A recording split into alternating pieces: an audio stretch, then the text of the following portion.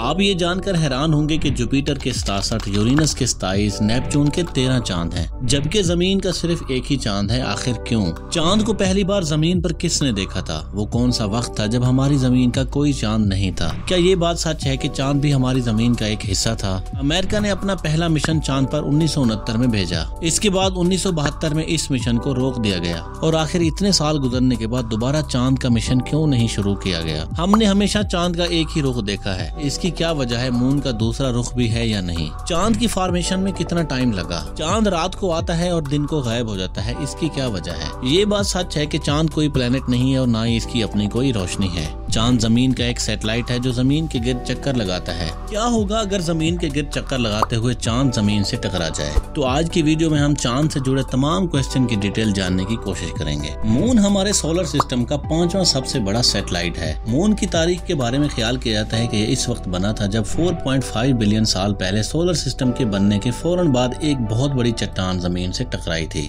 ये जमीन से 3,84,400 किलोमीटर के फासले पर है। जमीन से दिखने पर चांद बहुत खूबसूरत नजर आता है और हमें चांद रात के वक्त रोशनी भी देता है। हम बचपन से मून को बहुत शौक से देखते आए हैं और हम में से कई लोग चांद को छूना भी चाहते हैं और चांद के करीब जाकर चांद को महसूस भी करना चाहते हैं। जमीन के लोगों ने अपने खूबसूरत चांद के हवाले से बहुत सी कहानियां भी बना रखी हैं। ये कहानियां अपने आप में बहुत मजेदार होती हैं और बच्चों को बहलाने और सहलाने के काम भी आती हैं। लेकिन हम में से ज्यादातर अफराद को मून के बारे में असल हक़ीक़त का कम ही इल्म है। जब भी आसमान पर इंसान ने रात को देखा तो एक चमकती हुई चीज ने हमेशा उसे एक्साइटेड रखा। कभी इस चांद की रोशनी ज्यादा थी तो कभी कम थी। हमेशा से इंसान इस पर बातें करते आए हैं लेकिन कभी भी इंसान इस तक पहुंच नहीं पाया। लेकिन ये कमाल है नासा का, जब 1969 में इसने चांद पर कदम रखा। तो आए मून के बारे में बहुत ही रेयर और दिलचस्प बातें जान लेते हैं जो शायद आपको कम ही सुनने को मिलेंगी। नंबर 1, चांद कोई सियारा नहीं बल्कि एक सैटेलाइट है और ये जमीन के गिर्द चक्कर लगाता है। जबकि बड़े बड़े सियारे सितारों के गिर्द घूमते हैं, यहाँ एक सैटेलाइट सियारे के गिर्द घूमता है और ये चांद सियारों की ही रोशनी रिफ्लेक्ट करके जमीन तक पहुंचाता है।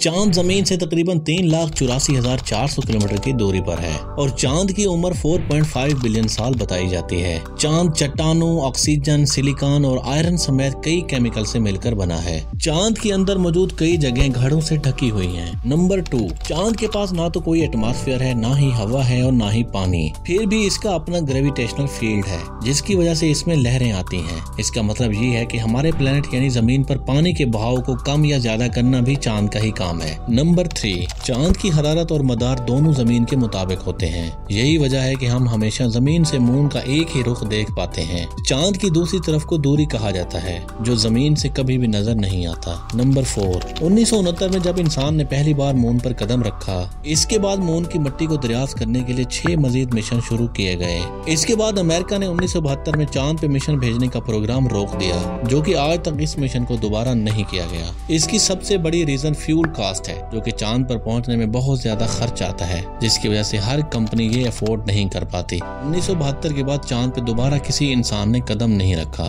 जिसकी बड़ी वजह फ्यूल कास्ट बताई जाती है। नंबर 5, अगर आपने किसी भी प्लेनेट पे सबसे ज्यादा बड़े बड़े गड्ढे देखने हों तो वो सिर्फ आपको चांद पर ही नजर आएंगे। जी हाँ, चांद पर 1 खरब से ज्यादा गड्ढे हैं जो इससे टकराने वाले एस्टेरॉइड की वजह से बन गए। इनमें से कुछ 1000 फुट से भी ज्यादा चौड़े हैं। नंबर 6, किसी भी किस्म का एनवायरनमेंट ना होने की वजह से मून का अपना कोई मौसम नहीं है। अगरचे जमीन का मौसम और माहौल दर्जा हरारत के लिहाज से चांद की जमीन को मुतासिर कर सकता है, लेकिन इसमें बादल, बारिश, हवा, पानी, गर्मी, सर्दी बिल्कुल नहीं है। नंबर 7, चांद जमीन के गिर्द चक्कर लगाने वाला अकेला ऑब्जेक्ट नहीं है, बल्कि दूसरे कई ऑब्जेक्ट भी हैं जो चांद के गिर्द चक्कर लगाते हैं, लेकिन इनमें से कोई भी मून जितना दिलचस्प नहीं है। इसलिए मून को ही जमीन का वाहिद कुदरती यानी नेचुरल सैटेलाइट माना जाता है। अलबत्ता इंसान के बनाए हुए सैटेलाइट काफी तादाद में जमीन के गिर्द घूमते हैं। नंबर 8, साइंस के मुताबिक मून इस वक्त बना जब मार्स से बड़ी चीजें अरबों साल पहले जमीन से टकरा गईं। यही वजह है चांद और जमीन दोनों की केमिकल कंपोजिशन एक जैसी है। नंबर 9, चांद पर इंसानी कदमों के निशान आज भी नजर आते हैं।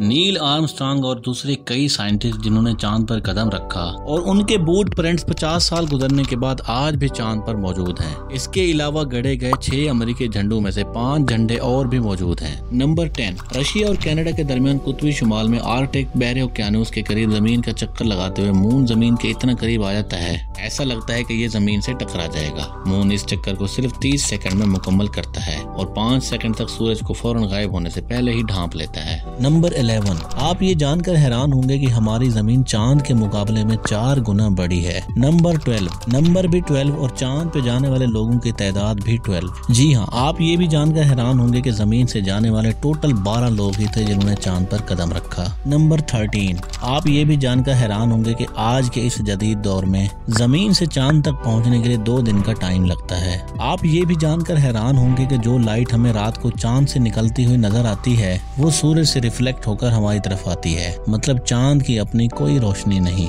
आखिरी और बड़ी इंटरेस्टिंग बात यह है कि हमारे सोलर सिस्टम में सिर्फ एक चांद नहीं है जो जमीन से हमें नजर आता है, बल्कि हमारे सोलर सिस्टम में टोटल 200 चांद मौजूद हैं, जिनका जिक्र आप हमारे चैनल पर आने वाली वीडियोस में देखेंगे। वीडियो अच्छी लगी तो लाइक करें, चैनल को सब्सक्राइब करें। मिलते हैं जल्द एक नई वीडियो में।